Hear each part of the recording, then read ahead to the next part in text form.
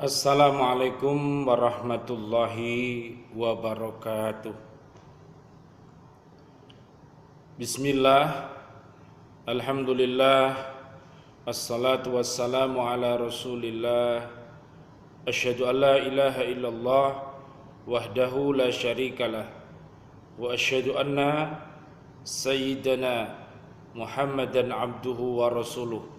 Allahumma salli ala nabiyyina Muhammadin sallallahu alaihi wasallam wa ala alihi wa ashabihi wa man tabi'ahum bi ihsan ila yaumiddin. Amma ba'du, saudara-saudara kami semuanya, muslimin, muslimat, mukminin, mukminat, semoga doa kita bersama yang masih hidup Allah panjangkan umurnya bil barokah wa bit taatillah, sihah wal afiyah wa husnul khotimah. Amin ya rabbal alamin. Saudara-saudari kami, muslimin muslimat, mukminin mukminat yang sudah wafat, mudah-mudahan Allah Subhanahu wa ta'ala senantiasa anzilir rahmah, menurunkan kasih dan sayangnya, wan ni'mah, dan nikmat di dalam alam barzah, dan semoga mereka semua bisa berkumpul dengan keluarga besar kita dan umat Nabi Muhammad ini di dalam surganya Allah Subhanahu wa ta'ala, sebagaimana terdapat dalam surat 40 surat Ghafir ayat 8 sampai 9. Tentunya semua anak, cucu serta keluarga besar kita, muslimin dan muslimat, mukminin dan mukminat, harus mempunyai iman dan takwa yang kokoh. Bisa dilihat di surat 41 misalnya, namanya surat Fussilat, mulai dari ayat 30 sampai ayat 54. Mudah-mudahan Islam kita kokoh, iman kita kokoh, dan ihsan kita kokoh, sehingga kita menjadi orang-orang yang muhsin, yaitu orang yang baik untuk dirinya sendiri, keluarga besarnya, dan juga untuk seluruh umat manusia di bumi, sebagaimana firman Allah dalam surat 21 Al-Anbiya ayat 107, wa ma arsalnaka illa rahmatan lil alamin. Amin amin ya rabbal alamin. Hari ini kita akan menyimak surat kedua ayat 260. A'udzu billahi minasy syaithanir rajim. Bismillahirrahmanirrahim.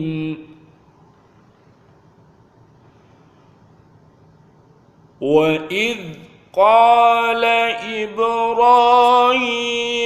rabbi arini kaifa tuhyil mauta qala awalam tu'min qala bala walakin liyatma'inna qalbi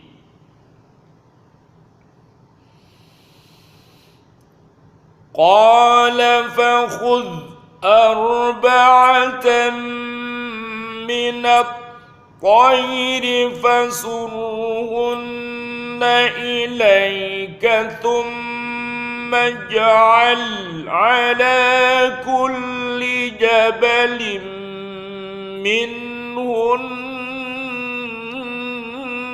جزءا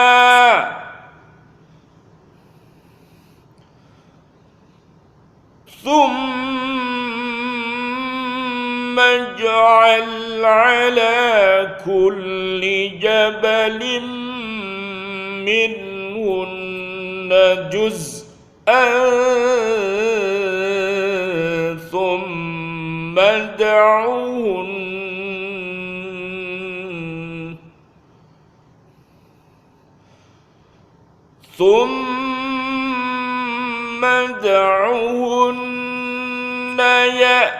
يأتينك سعيا واعلم أن الله عزيز حكيم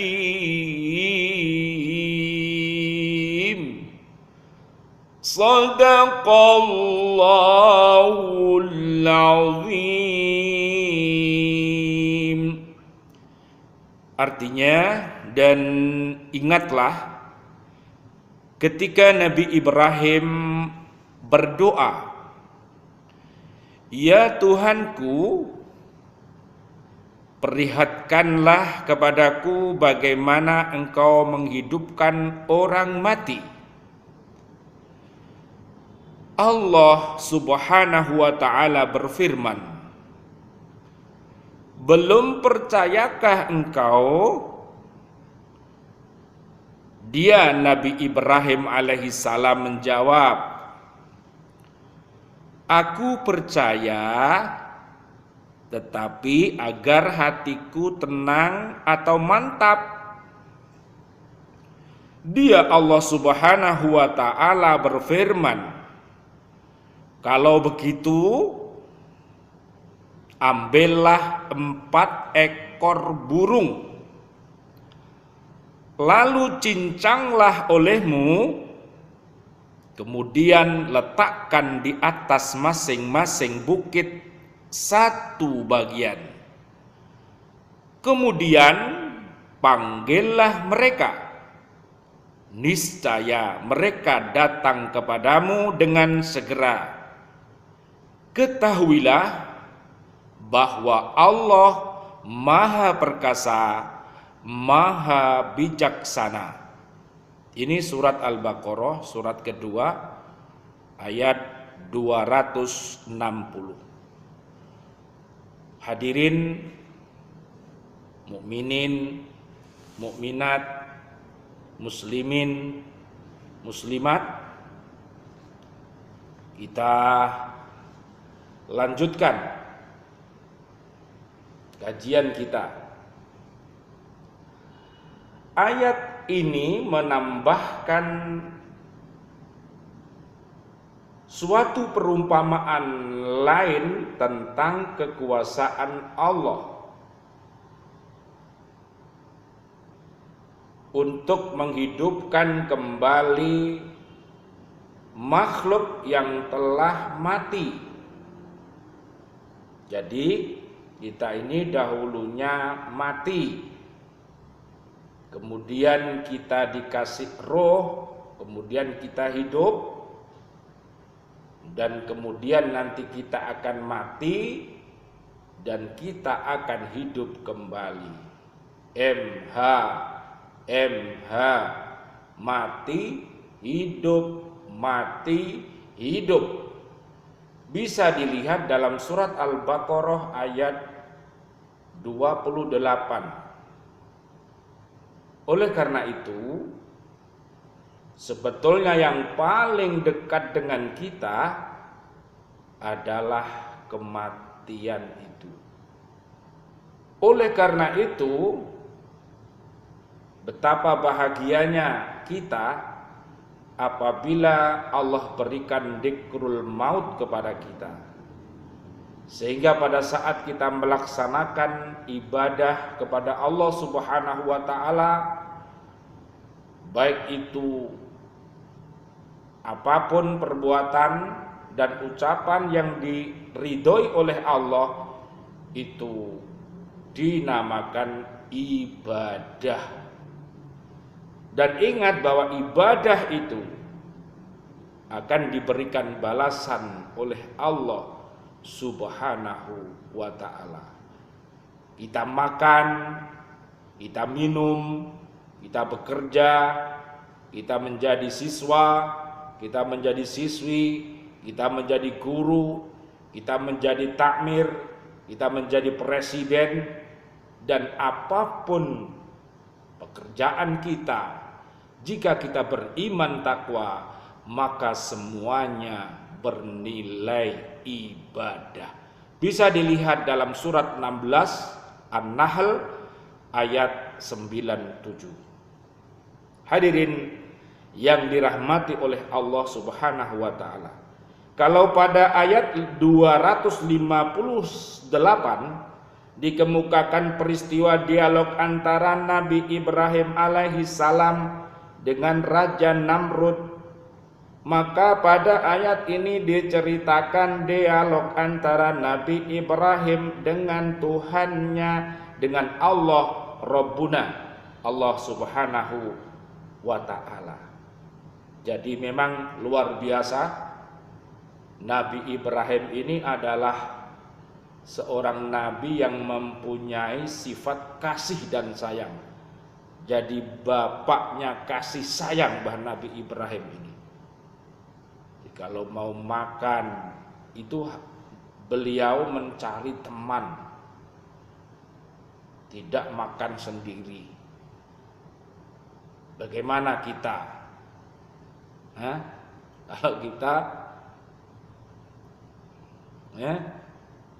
kalau kita ya biasanya seperti itulah. Dijawab sendiri-sendiri. Jadi kalau Nabi Ibrahim begitu.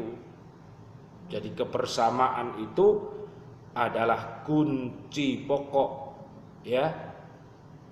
yang dilakukan oleh Nabi Ibrahim alaihissalam. Oleh karena itu Nabi Ibrahim alaihissalam diberikan gelar oleh Allah Khalilullah, adalah kekasihnya Allah Subhanahu wa ta'ala. Kita perhatikan bahwa Nabi Ibrahim beserta anak cucunya semuanya menjadi nabi dan rasul, menjadi insan-insan yang mulia di dunia dan akhirat. Hadirin yang dirahmati oleh Allah Subhanahu wa ta'ala, dengan penuh rasa kerendahan dan pengabdian kepada Allah Subhanahu wa ta'ala, Nabi Ibrahim alaihissalam mengajukan permohonan kepadanya agar dia bermurah hati untuk memperlihatkan kepadanya bagaimana cara Allah menghidupkan makhluk yang telah mati. Kadang-kadang kita ini kita nggak boleh lupa kematian itu. Karena kalau kita itu lupa dengan dzikrul maut, itu hati kita menjadi kasar. Kalau kita dolan ke kubur, lihat satu-satu, bahwa kita ini juga camat. Kita ini adalah calon mati, disingkat dengan camat. Jadi semuanya ini camat-camat semuanya. Makanya kita tidak boleh lupa mati. Pada saat kita beribadah kepada Allah, maka yakinkan supaya khusyuk itu datang seakan-akan kita mati besok. Bisa dilihat dalam surat Al-Baqarah 45 sampai 46. Allah ajarkan kesabaran, Allah ajarkan agar kita menyempurnakan sholat-sholat kita yang sudah 50 ditingkatkan menjadi 50 rakaat plus sunnah-sunnahnya. Itu baru hebat. Kalau sholatnya baru 5 kali itu belum hebat. Tapi kalau sudah 50 kali yang wajib yang sunnah dikerjakan itu adalah hamba-hamba Allah kinasih Gusti yang ada di bumi ini. Mereka adalah para wali-walinya Allah Subhanahu wa ta'ala yang rindu terhadap sholat. Hadirin yang dirahmati oleh Allah Subhanahu wa ta'ala, jadi diperhatikan sepintas lalu, maka permohonan Nabi Ibrahim alaihi salam ini memberikan kesan bahwa dia sendiri seolah-olah masih mempunyai keraguan tentang kekuasaan Allah menghidupkan kembali orang yang telah mati. Jadi makanya ada ainul yakin, ada ilmul yakin, yang akhirnya ada hakul yakin. Jadi kalau kita sudah melihat dengan ainul yakin, kita sudah mempelajarinya dengan ilmu yakin, maka keyakinan kita akan menjadi hakul yakin.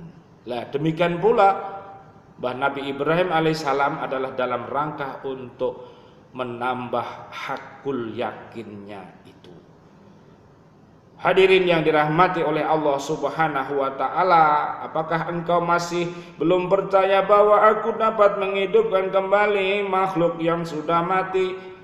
Akan tetapi yang dimaksudkan dalam ayat ini bukanlah demikian, sebab Nabi Ibrahim alaihissalam sama sekali tidak mempunyai keraguan tentang kekuasaan Allah Subhanahu wa ta'ala. Beliau mengajukan permohonan itu kepada Allah Subhanahu wa ta'ala bukan karena keraguan, bukan karena keraguan-raguan, melainkan karena ingin melihat dengan mata kepala sendiri bagaimana caranya Allah menghidupkan kembali makhluk yang sudah mati. Maka Nabi Ibrahim alaihissalam menjawab, aku sedikit pun tidak meragukan kekuasaan Allah Subhanahu wa ta'ala, akan tetapi aku mengajukan permohonan itu untuk sampai kepada derajat ainul yakin, yaitu keyakinan yang diperoleh setelah menyaksikan dengan mata kepala sendiri, sehingga hatiku menjadi lebih tenteram dan keyakinanku menjadi lebih kuat dan kokoh. Makanya mata kita itu harus dilatih. Yo, mata kita ini dan mata yang lainnya. Kita punya mata hati, kita punya mata kaki, kita punya matahari.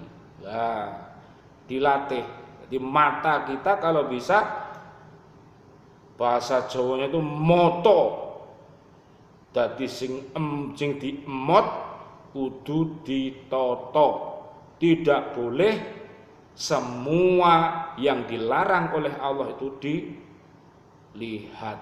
Lihat itu dalam surat An-Nur surat ke-24 ayat 30 sama 31, hendaknya muslimin muslimat untuk menundukkan matanya, tidak boleh melihat hal-hal yang diharamkan oleh Allah Subhanahu wa ta'ala. Itu namanya RFJ, rafas, fusuk, jidal, sebagaimana terdapat dalam surat Al-Baqarah 197. Jadi pandangan-pandangan yang haram itu bisa menyebabkan perilakunya umat itu, yaitu berkata-kata yang kotor, berkata-kata yang jorok, berpandangan yang jorok, akhirnya berbuat jorok, yang akhirnya suka jidal. Nah, jidal itu adalah perdebatan, pertengkaran. Lah, makanya jagalah indera kita, babahan hawa songo kita dengan cara ngoji. Jadi kita punya hawa kabeh songo, dihitung dari mata 2, kemudian ke bawah lagi semua dihitung ada 9. diajak semuanya untuk mentaati satu, yaitu Allah Subhanahu wa ta'ala. Hadirin yang dirahmati oleh Allah Subhanahu wa ta'ala, Allah mengabulkan permohonan itu. Lalu Nabi Ibrahim alaihissalam diperintahkan untuk memotong-motong 4 ekor burung, kemudian meletakkan bagian-bagian tubuh burung tersebut pada bukit yang saling berjauhan letaknya. Nabi Ibrahim alaihissalam diperintahkan untuk memanggil burung-burung yang telah dipotong-potong itu.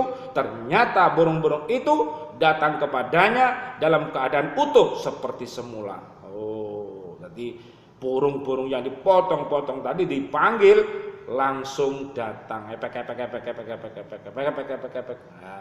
Tapi bukan kayak burung yang di pinggir jalan itu, sing diweki senar itu, dicencang itu. Ini burung temenan. Nah, ya. Tentu saja Allah Subhanahu wa ta'ala mengembalikan burung-burung itu lebih dahulu kepada keadaan semula, sehingga dapat datang memenuhi panggilan Nabi Ibrahim alaihissalam. Dengan ini permohonan Nabi Ibrahim alaihissalam kepada Allah untuk memperlihatkan kepadanya bagaimana Allah menghidupkan kembali makhluk yang telah mati dapat terpenuhi. Jadi luar biasa. Wong namanya Nabi Ibrahim itu kekasih Allah, jadi minta apa ya diladeni, dilayani. Nah, kalau kita ingin dilayani, kita akan diijabahi sama Gusti Allah, ya kita manut sama Gusti Allah, sama Rasulullah dan orang-orang yang taat kepada Allah dan taat kepada Rasulullah, siapapun mereka, dari Z sampai A, bangsa apapun ya di dunia ini, kalau dia beriman dan takwa, ya namanya siapapun, mereka adalah saudara-saudari kita. Sehingga hatinya merasa tentram dan keyakinannya semakin kokoh. Jadi akhirnya iman dan takwa kita ini bisa bersemi menjadi lebih kokoh lagi. Makanya dengan tafakur, lihat-lihat alam semesta, lihat-lihat ciptaan Allah, berenung, ya berpikir, ya berzikir, berpikir, berikhtiar dan bertawakal yang menyebabkan nanti iman dan takwa kita tumbuh menjadi subur dan kokoh. Pendapat lain mengatakan bahwa Nabi Ibrahim alaihissalam diperintahkan agar Nabi Ibrahim mengambil burung-burung itu untuk dijinakkan. Kemudian Allah Subhanahu wa ta'ala menyuruh Nabi Ibrahim alaihissalam meletakkan masing-masing burung itu di atas bukit, tentu yang berjauhan letaknya satu dengan yang lain. Nah, ini pendapat ya. Sesudah itu Nabi Ibrahim alaihissalam diperintahkannya untuk memanggil burung tersebut. Dengan suatu panggilan saja burung itu datang kepadanya dengan patuh dan taat. Demikian pula halnya umat manusia di hari akhirat nanti. Apakah Allah Subhanahu wa ta'ala memanggil mereka dengan suatu panggilan saja, maka bangkitlah makhluk itu dan datang kepadanya serentak dengan taat dan patuh. Nanti pada saat Allah memanggil dengan trompetan malaikat Israfil yang kedua, maka seluruh makhluk yang mati ini dibangkitkan dari alam kuburnya. Ada yang berkepala kucing, ada yang berkepala babi, ada yang berkepala tikus, ada yang berkepala jaran, ada yang berkepala sapi, sesuai dengan perbuatannya. Kalau dia beriman dan bertakwa kepada Allah, maka wajahnya cantik, wajahnya tampan dan bersinar. Tapi kalau dia orang kafir, kalau dia orang munafik, dia orang dolim, dia orang fasik, orang musyrik, wajahnya hitam kayak tir, ya kayak kaspal itu irenge. Ya, makanya kita harus bertobat kepada Allah Subhanahu wa ta'ala sebelum sekarat, tobat sebelum sekarat. Kalau sekarat tobat maka tidak diterima, kayak tobatnya Fir'aun itu, mau dicabut nyawanya baru tobat, akhirnya tidak diterima. Pada akhir ayat ini Allah Subhanahu wa ta'ala memperingatkan Nabi Ibrahim alaihissalam dan semua manusia agar mereka meyakini benar bahwa Allah Maha Kuasa dan Allah Maha Bijaksana. artinya kuasa dalam segala hal termasuk menghidupkan kembali makhluk yang telah mati, dan Dia Maha bijaksana terutama dalam memberikan bimbingan dan tuntunan kepada hambanya menuju jalan lurus dan benar. Jadi pilihlah jalan Shiratal Mustaqim, ya. Kembali ke surat Al-Baqarah 1 sampai 5, iku Shiratal Mustaqim. Jangan ikut Al-Baqarah 6-7 iku dalane orang kafir, 8 sampai 20 itu jalannya orang munafik. Makanya kita harus ngaji, D5 dibaca, difahami, diamalkan, didakwahkan dan dihafal. Semoga dengan demikian kita akan selamat dunia akhirat. Mudah-mudahan kajian kita pada pagi hari ini surat kedua ayat 260 dibarengi dengan hidayah Allah Subhanahu wa taala. Mereka orang-orang yang masih kafir mudah-mudahan mendapatkan hidayah bisa masuk ke dalam agama Allah Islam ini.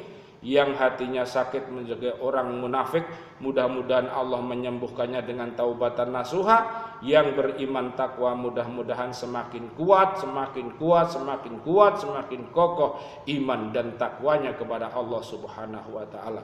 Wal afu minkum, kita berdoa kepada Allah, Rabbana taqabbal minna innaka antas samiul alim wa tub alaina innaka antat tawwabur rahim. Ya Allah, terimalah seluruh kebaikan kami, kebaikan ayah dan ibu kami, kebaikan para murid-murid kami, dan kebaikan para teman-teman guru semuanya. Ya Allah, muslimin muslimat, mukminin mukminat yang masih hidup ini. Ya Allah, ya Allah, turunkanlah kasih dan sayang-Mu serta ampunan-Mu kepada saudara-saudara kami mukminin mukminat, muslimin muslimat yang sudah wafat. Ya Allah, berilah nikmat di alam barzah, kemudian masukkanlah dia ke dalam surga-Mu beserta keluarga besarnya, beserta para sahabat-sahabatnya, dan beserta seluruh umat Nabi Muhammad sallallahu alaihi wasallam. Amin amin ya rabbal alamin. Wal afu minkum. Wassalamualaikum warahmatullahi wabarakatuh.